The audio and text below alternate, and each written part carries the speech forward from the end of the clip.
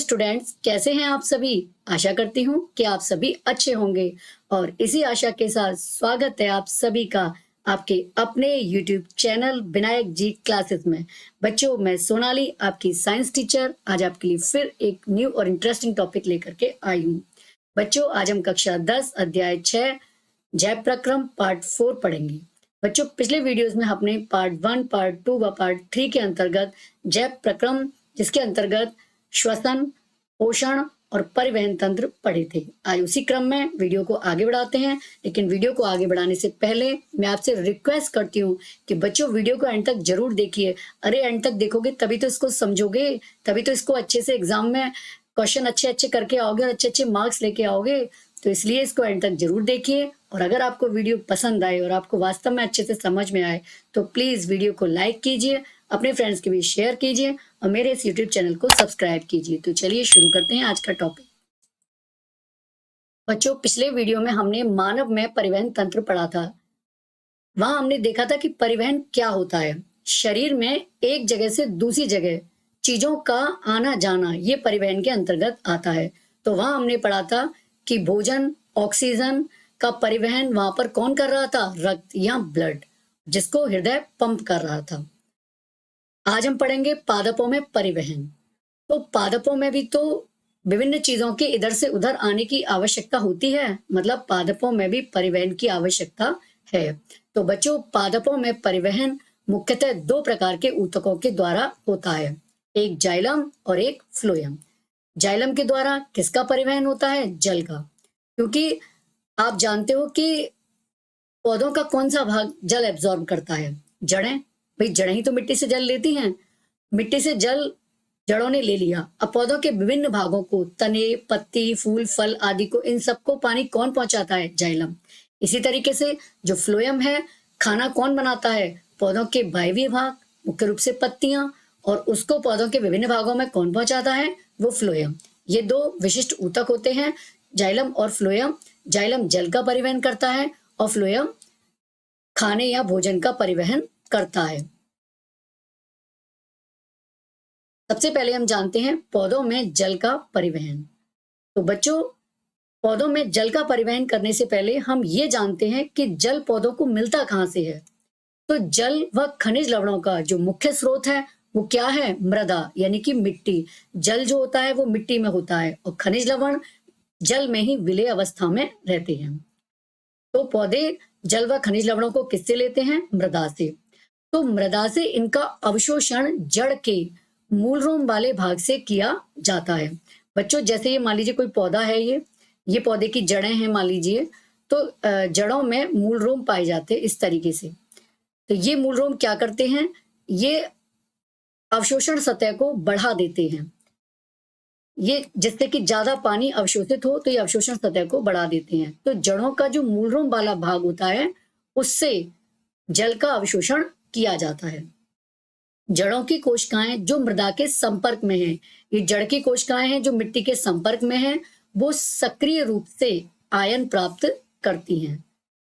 जल और मृदा के मध्य आयन सांद्रण में एक अंतर होता है। बच्चों, जो मृदा में जल है वहां पर आयन काफी मात्रा में है, वहां पर सांद्रण ज्यादा है और यहाँ पर सांद्रण कम है। तो यहाँ पर क्या होता है? जड़ के अंदर और मृदा में आयन सांद्रण में अंतर होता है, जिस कारण से जल जड़ में प्रवेश कर जाता है। किसके द्वारा? परासरण की क्रिया के द्वारा, क्योंकि इस अंतर को खत्म करना आवश्यक होता है।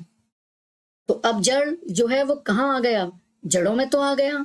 अब बात यह है कि जो बड़े बड़े प्लांट्स हैं उनमें ये ऊपर तक कैसे पहुंचे? बहुत बड़े बड़े प्लांट्स होते हैं, तो उनमें ये ऊपर तक किस तरीके से पहुंचेगा? तो जड़ से पौधों के विभिन्न भागों में जल एवं खनिज लवण का परिवहन किसके द्वारा होता है? जाइलम के द्वारा। जो जड़ें जल व खनिज लवण मिट्टी से लेकर के आई हैं, मिट्टी से खींच के लाई हैं, उसको ऊपर तक कौन पहुंचाएगा? उसका परिवहन कौन करेगा? तो बच्चों, उसका परिवहन जाइलम करता है। तो बच्चों, जो जाइलम जो होता है ये एक विशेष प्रकार का ऊतक होता है जो 4 प्रकार की कोशिकाओं के मिलने से बनता है। वाहिनिका, वाहिका, जाइलम पैरेन्काइमा और जाइलम फाइबर। ये आप 9th में पढ़ चुके हैं, तो यहाँ मैं आपको शॉर्ट में ही बताती हूँ क्योंकि यहाँ ये आपके कोर्स में नहीं है। तो बच्चों, जो जाइलम वाहिनिका और वाहिका होती हैं, जाइलम वाहिनिका और वाहिका होती हैं, वो आपस में मिलकर के एक ट्यूब सी रचना बनाती हैं। जैसे वाहिका है, वाहिका की कोशिकाएं आपस में एंड टू एंड जुड़ने से एक पाइप जैसी रचना का निर्माण करती हैं इस तरीके से। और इस ट्यूब जैसी रचना से होकर के जल का स्थानांतरण होता है। आइए इसको चित्र के माध्यम से समझाते हैं।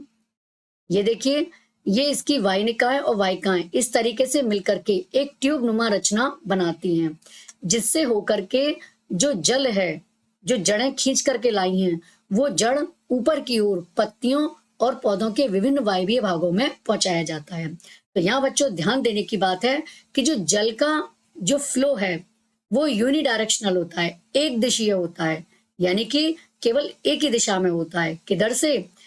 नीचे से ऊपर की ओर, यानी कि जड़ों से पौधों के विभिन्न वायवीय भागों की ओर। क्योंकि वायवीय भागों से नीचे आने का तो कोई मतलब ही नहीं है। जल का स्रोत तो नीचे है, तो हमेशा इसका जो फ्लो होता है वो जड़ से वायवीय भागों की तरफ होता है। तो बच्चों, जल का जो परिवहन है वो जाइलम के द्वारा होगा। अभी किस तरीके से होगा इसको समझते हैं।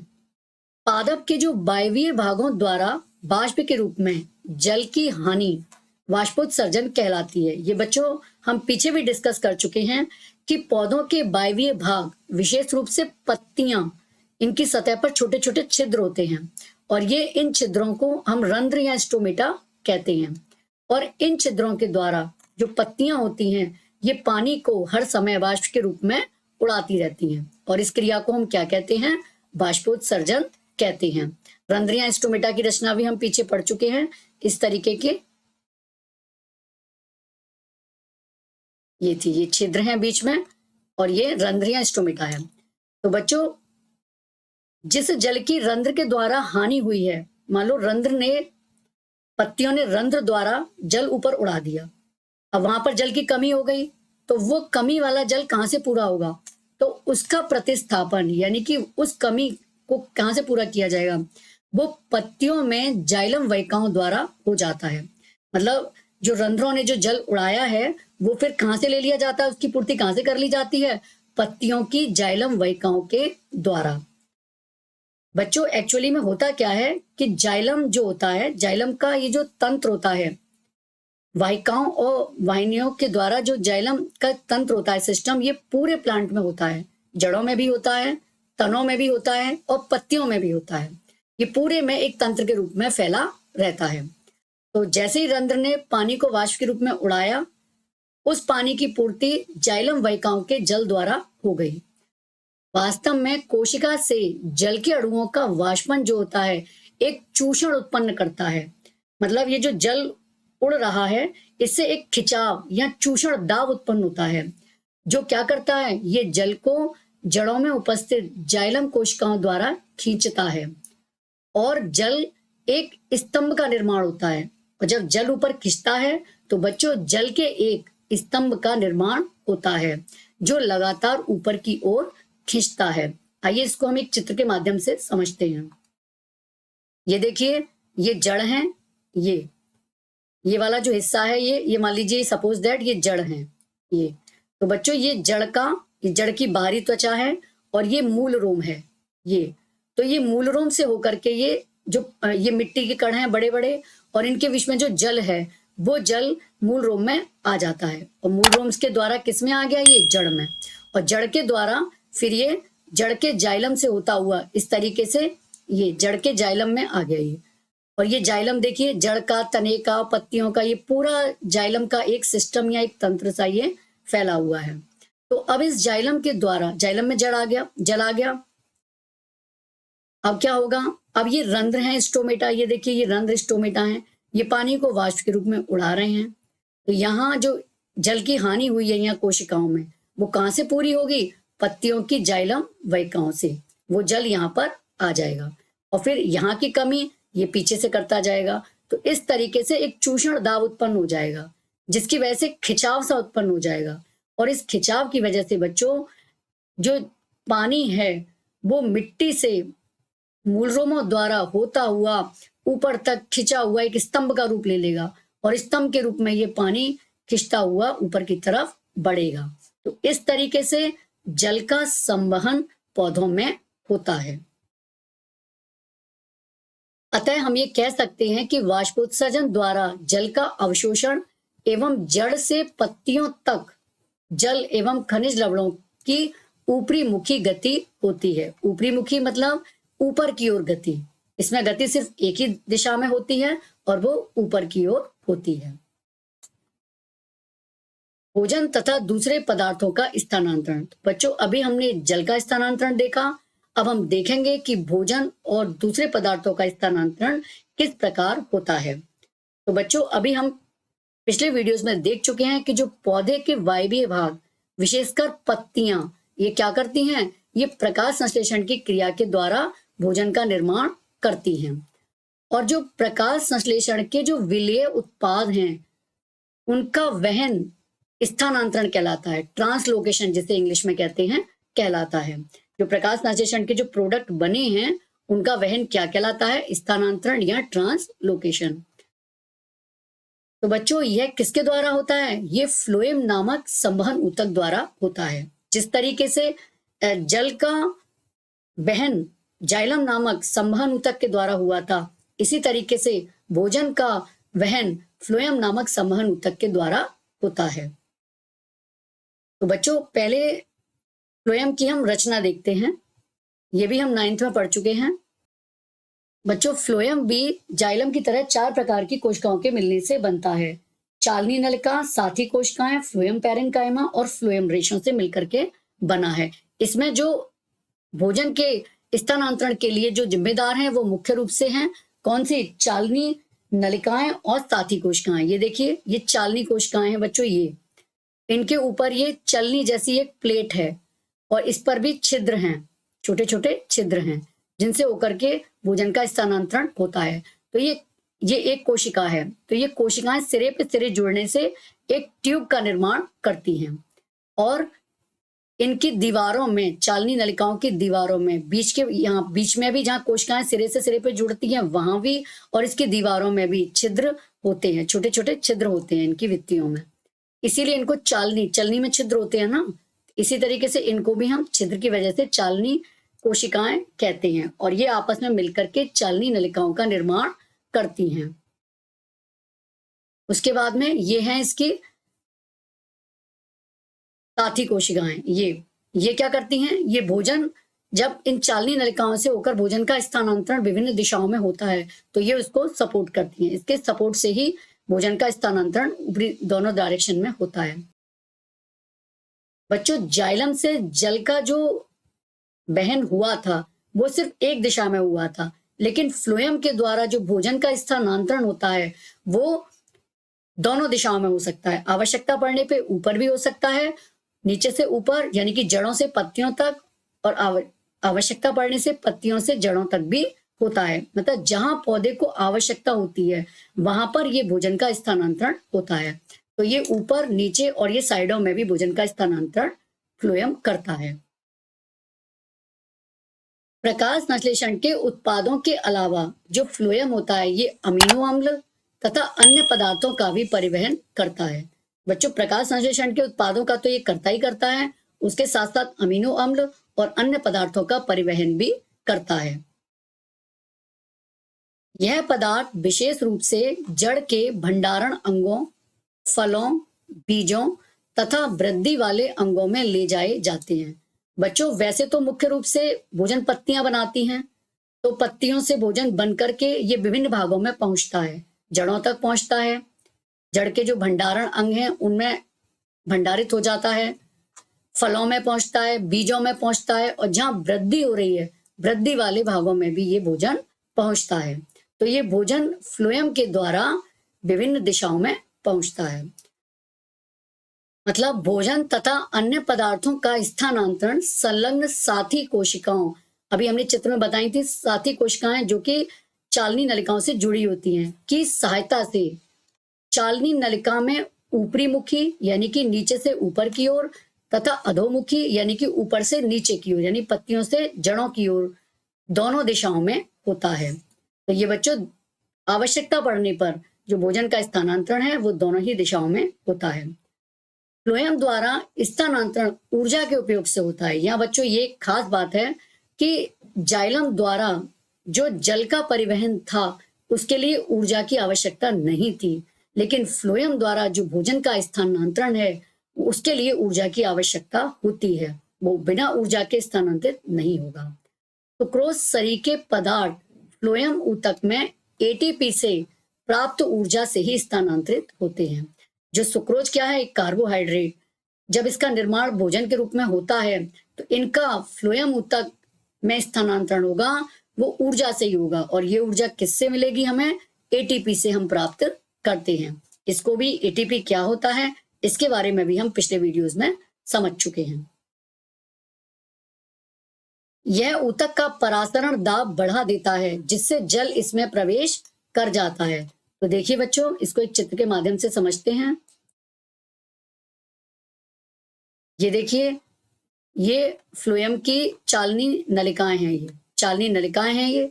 तो ये खाना बना है, मान लीजिए खाना बनने के बाद खाना जैसे इसमें आता है तो इस खाने परासरण दाब जो क्या होता है बढ़ जाता है, जिसकी वजह से पानी भी जाइलम से होकर के या इन कोशिकाओं से होकर पानी इसमें आ जाता है। और किसकी वजह से आया ये पानी, परासरण दाब की वजह से। तो देखिए परासरण दाब बढ़ जाता है जिससे जल इसमें प्रवेश कर जाता है, और यह दाब पदार्थों को फ्लोएम से उन ऊतकों तक ले जाता है जहां दाब कम होता है। तो देखिए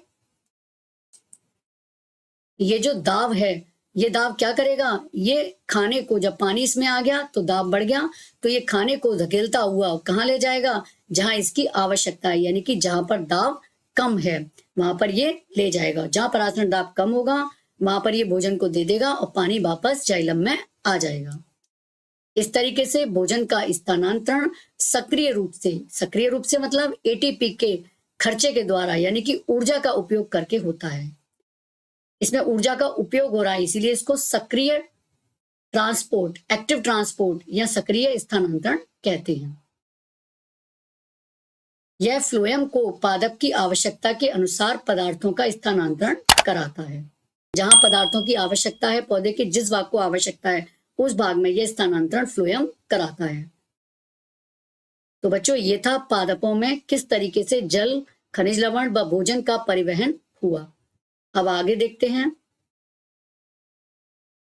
अगला जैव प्रक्रम, उत्सर्जन, जिसको हम इंग्लिश में कहते हैं एक्सक्रीशन। क्या होता है उत्सर्जन? बच्चों हमारे शरीर में अनेकों जैव प्रक्रम हुए, आपने पीछे देखा अनेकों क्रियाएं हुई, श्वसन हुई, पाचन हुई और परिवहन हुआ, अनेकों क्रियाएं हर समय होती रहती हैं जिनको हम सम्मिलित रूप से उपापचय क्रियाएं कहते हैं। तो बच्चों इन उपापचय क्रियाओं में अनेकों लाभदायक पदार्थ का निर्माण होता है, उसके साथ साथ कुछ हानिकारक पदार्थों का निर्माण भी होता है जो शरीर के लिए बहुत ज्यादा नुकसानदायक है, और उनको हम शरीर में एक लंबे समय तक इकट्ठा करके नहीं रख सकते, लंबे समय तक हम उसे रोक नहीं सकते, उनको शरीर से बाहर निकालना बहुत आवश्यक है। तो वह जैव प्रक्रम जिसमें हानिकारक उपापचयी वर्ज्य पदार्थ मीन्स वेस्ट मटेरियल, जो वेस्ट हैं, बेकार हैं, उनका निष्कासन होता है, और इसे हम क्या कहते हैं, उत्सर्जन कहते हैं। और बच्चों जो हानिकारक पदार्थ शरीर से बाहर निकाले जाते हैं उनको हम कहते हैं उत्सर्जी पदार्थ, उत्सर्जी पदार्थ कहते हैं। और जो अंग इन उत्सर्जी पदार्थों को शरीर से बाहर निकालने में मदद करते हैं उन्हें हम उत्सर्जी अंग कहते हैं, उत्सर्जी अंग। इनके विषय में अभी हम आगे पढ़ेंगे विस्तार पूर्वक। तो एक कोशिकीय जीव जो होते हैं, मतलब जिनका शरीर केवल एक कोशिका का बना है, उसमें ये उत्सर्जन किसके द्वारा होता है, ये शरीर की सतह से होता है। एक कोशिकीय जीव जैसे अमीबा है, पैरामीशियम है, जैसे मान लीजिए अमीबा है, तो ये क्या करता है, इसके जो उत्सर्जी पदार्थ हैं उनको ये शरीर की सतह से ही बाहर निकाल देता है। मतलब इसमें उत्सर्जन के लिए कोई विशिष्ट अंग नहीं होते, ये केवल शरीर की सतह से ही उत्सर्जन की क्रिया करते हैं। इसी तरीके से जो बहुकोशिकीय जीव हैं, इनमें उत्सर्जी पदार्थों को बाहर निकालने के लिए विशिष्ट अंग होते हैं। मतलब बहुकोशिकीय जीवों में उत्सर्जन विशिष्ट अंगों द्वारा होता है। अब देखते हैं मानव में उत्सर्जन। मानव में किस तरीके से उत्सर्जन होता है। तो बच्चों, मानव में उत्सर्जन बताने से पहले हम आपको कुछ चीजें बताते हैं। हमने देखा कि कार्बोहाइड्रेट एवं वसा और प्रोटीन ये हमारे भोजन के मुख्य अवयव थे। तो कार्बोहाइड्रेट एवं वसा के उपापचय से कार्बन डाइऑक्साइड एवं जल उत्सर्जी पदार्थ के रूप में बनते हैं। जब कार्बोहाइड्रेट और वसा का उपापचय होता है तो उत्सर्जी पदार्थ के रूप में क्या बनता है, कार्बन डाइऑक्साइड यानी कि CO2 और जल प्लस यानी कि H2O जल का निर्माण होता है। और जब प्रोटीन का उपापचय होता है, इसके उपापचय से नाइट्रोजन युक्त पदार्थ जैसे यूरिया, यूरिक अम्ल तथा अमोनिया आदि बनते हैं। प्रोटीन के उपापचय से क्या बनता है, नाइट्रोजन युक्त पदार्थ का निर्माण होता है। तो बच्चों, CO2 का उत्सर्जन तो फेफड़ों द्वारा हो जाता है। ये हम पीछे भी श्वसन के अंतर्गत पढ़ चुके हैं कि जो CO2 बनती है कार्बोहाइड्रेट और वसा के उपापचय के फलस्वरूप, इसको जब हम सांस छोड़ते हैं तो फेफड़ों के द्वारा ये शरीर से बाहर निकाल दी जाती है। लेकिन जो नाइट्रोजन युक्त पदार्थ हैं जैसे यूरिया, यूरिक अम्ल, अमोनिया, इनका उत्सर्जन किसके द्वारा होता है, वृक्क, जिनको हम इंग्लिश में किडनी कहते हैं, उनके द्वारा होता है। तो मानव का जो मुख्य उत्सर्जी पदार्थ है बच्चों, वो यूरिया है। मानव का मुख्य उत्सर्जी पदार्थ क्या है, यूरिया। ये कभी पूछा जा सकता है कि मानव का मुख्य उत्सर्जी पदार्थ क्या है, तो आप आंसर दे देंगे कि यूरिया।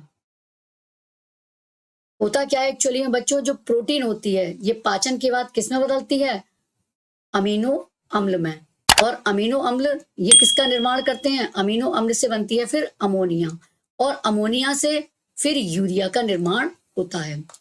तो जो यूरिया का निर्माण होता है ये कहाँ होता है, यकृत या लीवर में होता है। ये भी बच्चों इंपॉर्टेंट क्वेश्चन है कि यूरिया का निर्माण कभी भी किडनी में नहीं होता, इसका निर्माण हमेशा यकृत में होता है। और किससे होता है, अमोनिया से यूरिया का निर्माण होता है, और यकृत से फिर ये रक्त के द्वारा किडनी में पहुंचता है और वहां ये छन के अलग होता है। मानव के उत्सर्जन तंत्र में क्या क्या होता है, एक जोड़ी वृक्क होते हैं, एक जोड़ी किडनी, एक जोड़ी मूत्रवाहिनी होती हैं, एक मूत्राशय होता है और एक मूत्र मार्ग होता है। आइए इसको चित्र के द्वारा समझते हैं। ये देखिए, ये मानव का उत्सर्जी तंत्र है। इसमें ये एक जोड़ी किडनी है जो सेम के बीच के आकार की हैं, और ये रीढ़ की हड्डी के दोनों ओर एक एक स्थित होती हैं। और हर एक किडनी से एक क्या निकलती है, मूत्र वाहिनी। ये देखिए, इससे भी निकली है और ये इससे भी निकली है, और ये दोनों ओर की किडनी से मूत्र वाहिनी निकल के किसमें खुलती हैं, ये मूत्राशय जो एक थैली जैसी पेशीय रचना है इसमें खुलती हैं। और ये जो मूत्राशय है ये मूत्र मार्ग के द्वारा ये शरीर से बाहर खुलता है। तो बच्चों, ये था मानव का उत्सर्जी तंत्र। वृक्क रीढ़ की हड्डी के दोनों ओर स्थित होते हैं। वृक्क रक्त से उत्सर्जी पदार्थों को छानकर मूत्र का निर्माण करते हैं। वृक्क क्या करते हैं बच्चों, जो यूरिया युक्त रक्त वृक्क में आया है उन उत्सर्जी पदार्थों को ये रक्त छान करके रक्त से अलग कर देते हैं, और जो छना हुआ पदार्थ है वो क्या कहलाता है, मूत्र कहलाता है। प्रत्येक वृक्क में अनेक वृक्काणु या नेफ्रॉन्स होते हैं। बच्चों, वृक्क में लाखों की संख्या में वृक्काणु या नेफ्रॉन होते हैं जो वृक्क की संरचनात्मक एवं कार्यात्मक इकाई हैं। संरचना की दृष्टि से भी और कार्य की दृष्टि से भी यही नेफ्रॉन वृक्क का निर्माण करते हैं। प्रत्येक नेफ्रॉन में बहुत पतली भित्ति वाली रुधिर कोशिकाओं का गुच्छा होता है जिसे ग्लोमेरुलस कहते हैं। तो बच्चों, हमने बताई कि नेफ्रॉन ही उसकी संरचनात्मक कार्यात्मक इकाई है। तो हम नेफ्रॉन की रचना देखते हैं, कैसे उसकी क्रियाविधि है, कैसे वो कार्य करती है, ये देखते हैं। जब उसको ये देख लेंगे तो किडनी का फंक्शन भी वही है। तो आइए देखते हैं। ये देखिए बच्चों, ये नेफ्रॉन है, एक नेफ्रॉन है। इसमें क्या होता है, ये कुछ कोशिकाओं का जाल होता है बच्चों। ये रुधिर केशिकाएं हैं, उनका ये गुच्छा सा बनता है, और इस गुच्छे को हम क्या कहते हैं, ग्लोमेरुलस कहते हैं। एक्चुअली इसमें जो रक्त लेकर के आती है अविवाही धमनिका कहलाती है, और जो रक्त अविवाही धमनिका इसके अंदर एंटर करके शाखाओं में बढ़ जाती है, और जो फिर इससे बाहर निकलती है उसको हम अपवाही धमनिका कहते हैं।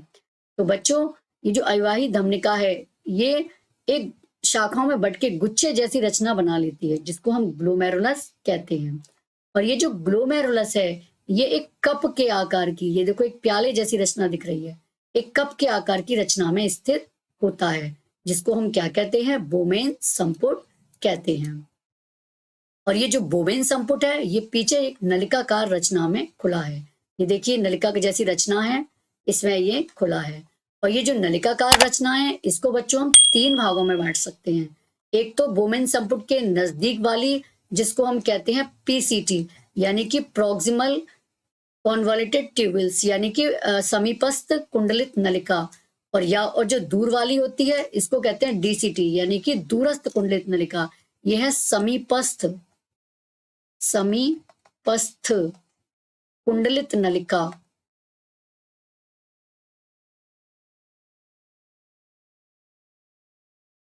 समीपस्थ कुंडलित नलिका। और डीसीटी क्या है? यह है दूरस्थ कुंडलित नलिका। दूरस्थ कुंडलित नलिका। कुंडलित नलिका। ये जो इसके बोमेन संपुट के पास है ये क्या कहलाती है? समीपस्थ कुंडलित नलिका। और जो दूर है इससे ये दूरस्थ कुंडलित नलिका। और बच्चों ये जो समीपस्थ कुंडलित नलिका है ये आगे जाकर के यू शेप की हो गई है।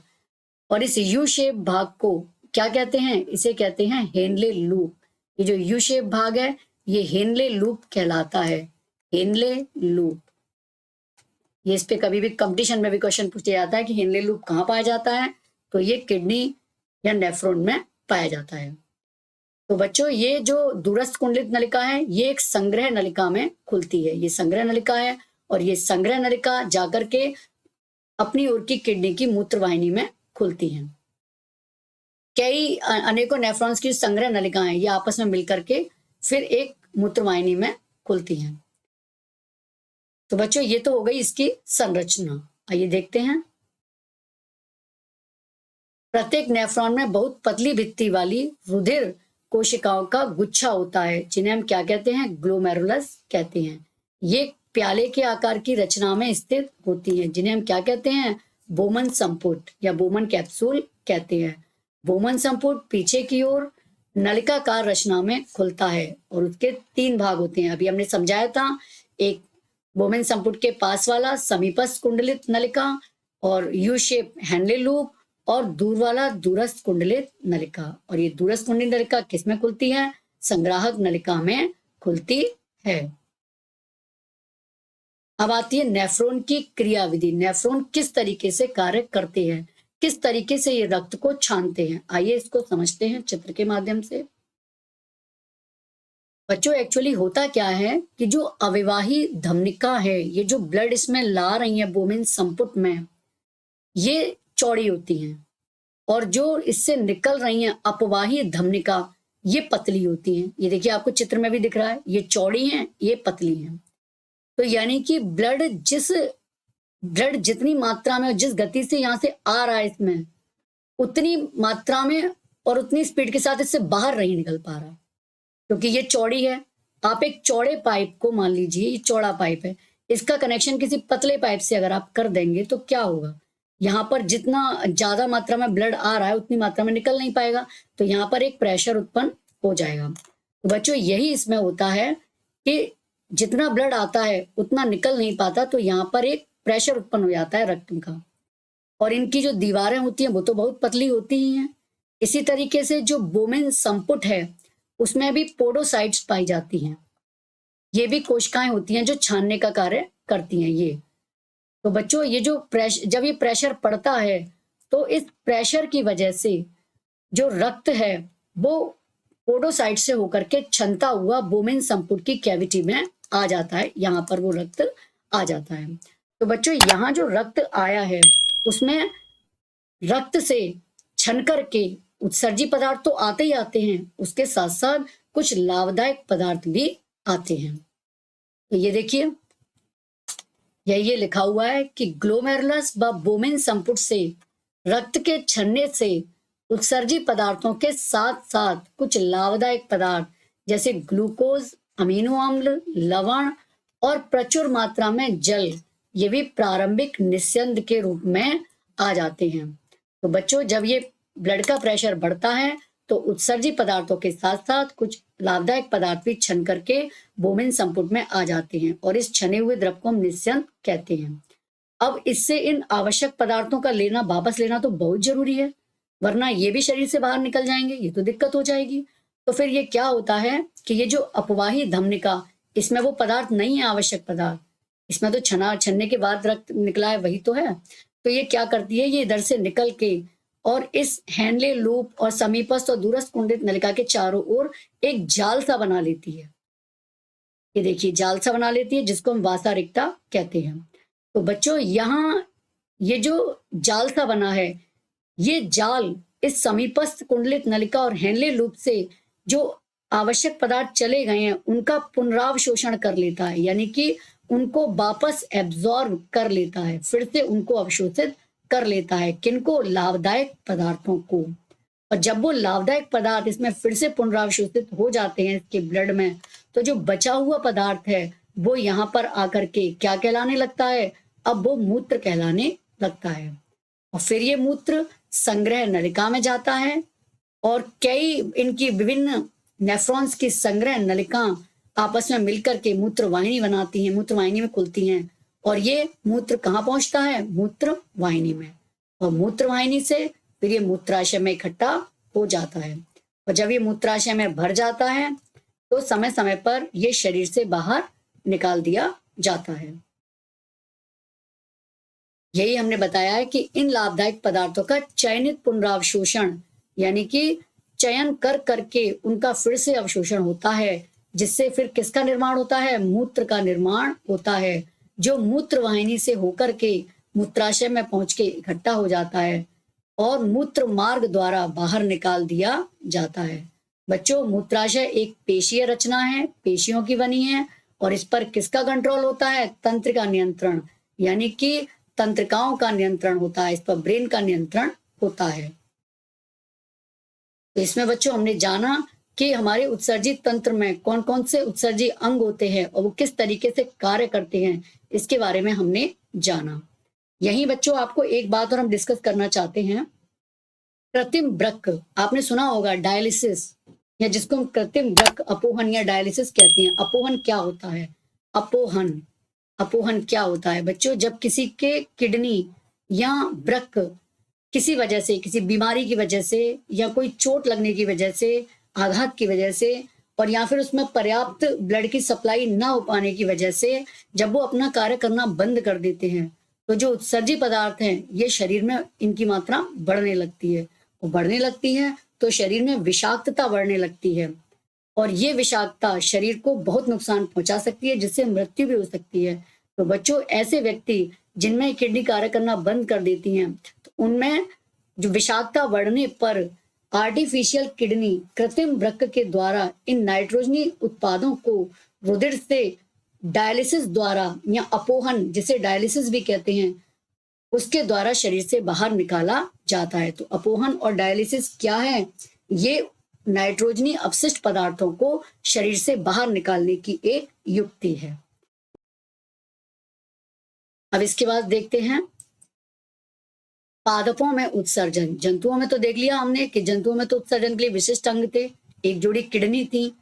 अब हम देखते हैं पादपों में उत्सर्जन के लिए क्या व्यवस्था है। तो बच्चों, पादप अपशिष्ट पदार्थों से छुटकारा प्राप्त करने के लिए विभिन्न तकनीकों का प्रयोग करते हैं। क्या क्या है वो तकनीकें? उदाहरण के लिए अतिरिक्त जल से वाष्पोत्सर्जन द्वारा छुटकारा। जो एक्स्ट्रा वाटर होता है पौधों के शरीर में, उससे छुटकारा कैसे पाते हैं? वाष्पोत्सर्जन द्वारा। और जो अपशिष्ट पदार्थ हैं उनसे कैसे छुटकारा पाते हैं? उन्हें ये कोशिका रिक्तिका में संचित कर लेते हैं। जो कोशिका में रिक्तिका होती हैं, रिक्तिका के रूप में उन्हें ये संचित कर लेते हैं, या गोंद व रेजिन के रूप में। आपने देखा है कि कुछ पौधों से गोंद निकलता है या रेजिन निकलता है। वो बच्चों, गोंद और रेजिन क्या होता है? वो पौधों के उत्सर्जी पदार्थ होते हैं। और या फिर गिरती पत्तियां, आपने देखा है कि पत्तियां भी सूख करके गिर जाती हैं, तो वो भी क्या होता है, उनमें उत्सर्जी पदार्थ जमा हो जाता है और वो उत्सर्जी पदार्थ जमा होने पर फिर वो सूख करके गिर जाती हैं। तो ये पौधे किस किस तरीके से उत्सर्जी पदार्थों से छुटकारा पाते हैं? वाष्प उत्सर्जन द्वारा, गोंद या रेजिन के रूप में, या फिर कोशिका रिक्तिका में संचित करके, और या फिर कुछ पौधे अपने आसपास की मृदा में भी उत्सर्जी पदार्थों को उत्सर्जित कर देते हैं। तो इस तरीके से पौधों में उत्सर्जन क्रिया होती है। तो बच्चों, हमने जाना किस तरीके से प्लांट व जंतुओं में उत्सर्जन होता है। इसी के साथ हमारा ये चैप्टर जैव प्रक्रम यहीं पर खत्म होता है। तो बच्चों, कैसा लगा आपको? इस चैप्टर को बच्चों अच्छे से तैयार कीजिए, क्योंकि इससे एग्जाम में भी काफी क्वेश्चन उठते हैं। और दूसरे, अगर आप आगे भी बायो लेते हो, आगे भी बायोलॉजी लेते हो, तो बच्चों ये सभी चैप्टर, सभी टॉपिक्स और डिटेल होके थोड़े से आपको सब जगह मिलेंगे। तो अगर आपकी जड़ें यहाँ से मजबूत होंगी, अगर आप इसको यहीं से समझ के जाएंगे, तो आगे आपको इनको समझने में बिल्कुल भी दिक्कत नहीं होगी। इसीलिए आप इनको यहीं से खूब मजबूत करके जाइए। तो बच्चों, अगर आपको ये वीडियो वास्तव में अच्छा लगा है और आपको समझ में आया है और आपके लिए उपयोगी है, तो प्लीज वीडियो को लाइक कीजिए, अपने फ्रेंड्स के बीच शेयर कीजिए और मेरे इस यूट्यूब चैनल को सब्सक्राइब कीजिए। तो मिलते हैं नेक्स्ट वीडियो में नेक्स्ट टॉपिक के साथ। जब तक के लिए बहुत बहुत धन्यवाद। पढ़ते रहिए, आगे बढ़ते रहिए। Good bye.